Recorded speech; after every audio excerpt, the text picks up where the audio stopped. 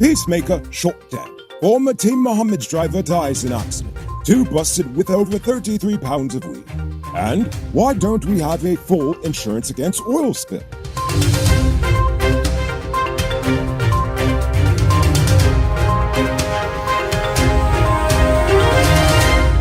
I'm Enrico Bulford, and we're back with another episode of Uncut News. You've probably been wondering where we've been all week. Well, all I'll tell you is this. Ask me no questions, and I'll tell you no lies. So, with that being said, tragedy struck early this morning as 24-year-old businessman Carlos Waite was shot and killed while attempting to stop a fight between a group of friends at Leopold Street in Working-Russ, Georgetown. According to reports, Waite was shot once. The bullet went through his neck and out through his head. At first, persons attempted to resuscitate him after he was shot, but it was already too late. By the time the police got to the scene, the group had already dispersed. Another young life wasted to senseless violence. 25-year-old Jason Aguilar, a former driver for Team Mohammed, has medically died after he was involved in a mountain bike accident on Saturday morning in California.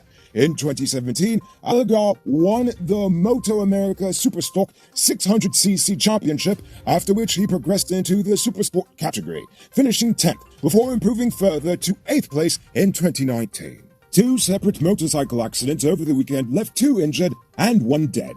62-year-old Kausal Nitram is in serious condition at the Surrey Hospital following a collision with a car on Sunday on the Golden Fleece Public Road.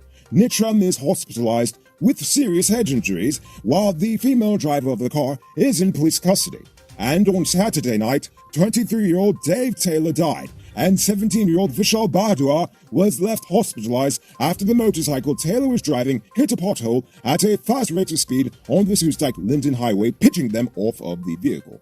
Bardua's condition is listed as serious, whilst Taylor was declared dead on arrival. Now it's time to tell you about Best Buy's car of the day. Currently on sale is this 2014 RDQ3. It comes with Bluetooth, mag rims, new tires, TV, CD, stereo, fog lamps, electronic parking brake, park camera, and much, much more. Buy cash for $5.6 million. All pay down as low as $1,120,000 down, with around $108,000 monthly for 5 years, and it's yours. Call or WhatsApp 662-0844 for more info. Or visit their showrooms at Lot 171 Bitterroshi Greenstown, or Lot 2 Lama Street, and tell them Enrico sent you for this sweet deal. When the opposition finally agrees on a new opposition leader, the opposition leader will be working with a smaller budget, as the budgetary allocation for 2022 has been slashed significantly. The opposition leader's office had made a request for $87 million for the day-to-day operations of the office, but received $27.7 million. They also requested $48 million to buy new equipment for the office, but only received $5 million, giving us a grand total of $32.7 million for the year. Last year, the opposition leader's office was allocated $37 million in the budget, which was also below its requested amount. The government has used its majority in the National Assembly's Business Subcommittee to shorten the time for the consideration of the budget estimates by the opposition. Instead of the customary 5 days, the government has cut the timeline down to 4 days, and instead of 30 minutes for the examination of each budget agency, they only get 10 minutes. The decision was made last Friday as the objections and concerns of the opposition were all ignored. Opposition Chief Whip Christopher Jones said that the new timelines are too short and will restrict the number of questions and clarifications that could be sought by the opposition during the process. That does not bode well for transparency. Just saying.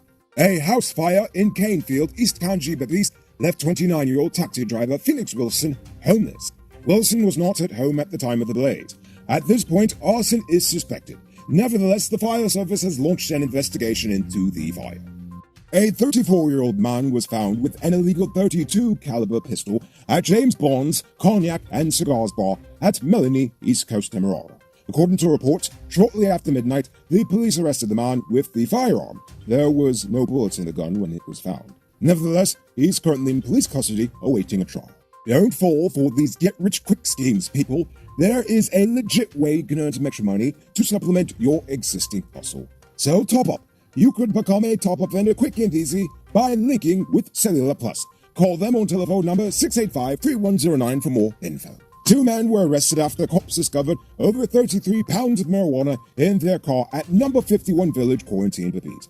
Kanu says it was worth over $4.5 million. The men are still in police custody. Now for today's Runner Report. Today, the nation recorded 37 new cases. There are now 1,182 persons dead, 17 in the ICU, 5,242 in home isolation. And the total number of confirmed cases around the nation now stands at 61,616. So please, people, wash your hands frequently. Avoid touching your nose and mouth and mask up before you leave the house. When you do leave home, try to avoid enclosed spaces and large crowds. And remember to give 6 feet of space between you and others. And now for our stupid news of the day. You know what I think is stupid? Despite the environmental importance of our nation's waters, its land, and its creatures, we still do not have full coverage insurance for the current offshore oil projects. Since 2015, ExxonMobil has steered clear of being tied to full coverage insurance for its Starboard Block projects. According to David Patterson, the PPP administration has since reversed the position that Guyana should be financially covered for any and all spills to little or no coverage at all. Instead, Exxon has given such responsibility solely to its local subsidiary if an oil spill occurs. Seeing as the local company has no assets to speak of, that means that without full coverage, in the event of an oil spill, the company could just go and declare bankruptcy, leaving we, the taxpayers, to pay for the cleanup and subsequent lawsuits, while the parent company, ExxonMobil, is left off the hook. And these cleanups can get very expensive. The BP oil spill in the Gulf of Mexico, which cost approximately $70 billion to clean. Yes, it cost $70 billion to clean. Compare this to the $2 billion US in insurance the government wants Exxon to obtain. And compare that to the just $500 million that we actually made off of the oil sales in the past 2 years. And you know what? In fact, when the media asked Jagdeo, why is this the case? Why do Exxon have to only pay such a little amount given just how high the stakes are? Well, he shifted it away from himself, saying that such negotiations regarding insurance is actually the responsibility of the EPA, and not him. Patterson says that he is pushing for a motion regarding the full coverage insurance to be brought to Parliament. Now, while I commend the opposition for finally stepping up to the plate and bringing this fact to the public's attention, I am extremely disappointed that they did nothing of the sort when they were in office. This alone makes me question how genuine the effort is, especially since they already know that the government wouldn't even support such a motion for the simple fact that it may affect their bottom line. Exxon calculated how much money they were going to extract out of Guyana years ago, and I'm very confident that Exxon will find a way to make us compensate them for whatever they're going to lose by even considering such a move to get full insurance. But nevertheless, it is necessary that the government require Exxon to take such insurance if they want to continue here, for the simple fact that oil spills are not an if, but a when. Seriously, this is such a common occurrence in the industry, you would be hard-pressed to find a major oil field development that has not had an accidental release in some way, shape, or form. In fact, I want you to go and Google that and prove me wrong.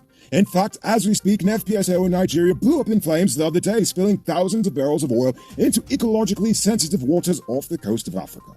So instead of crossing our fingers and praying for the best, we need to require Exxon to take responsibility now to avoid us as a nation punishing later.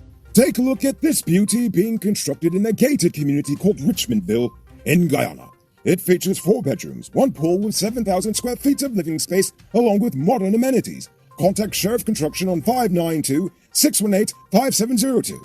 Moving on to our Uncut News Views Poll question of the day. Every day we pose a question about current events in Guyana, the region, the diaspora, and how you feel it relates to us. Our last question was about NCN. Rhea Ali says, I think they should change and reform into something that makes more sense, because they're clearly biased and dotish. I agree. Mick Chan says, NCN, not considered necessary. I also agree with that. Aha! Priscilla Gonzalez says, taxpayer dollars should not be allocated to NCN if information shared with citizens is biased. Better the money go towards education facilities and expansion in rural communities. I agree with that as well. I Am Venom says that NCN does need to reinvent themselves to become better. After all, they're a TV station and they should be neutral. And finally, Michael Ford says, Noriko, I don't think privatizing NCN would make a difference. I believe stronger policies are needed for all governmental agencies that restrict anyone from using the agencies to accomplish their personal desires. Good answers. So tonight I leave you with this question. Do you agree with the government's decision to expedite the budget review process, or does it increase the likelihood for corruption to occur? Think about that question and tell us in the comments below. If your response is good enough, we just might feature it in our next episode. Anyway, that's all the time we have for tonight, and check us out tomorrow for another. Until then, I'm Rico Bullford saying good night, folks. Hey, Uncut News viewers, thanks for watching. You can subscribe by clicking on this button over here, or click over there for more news. You can also drop a comment to let me know if you've made it to the end of the video. Goodbye for now.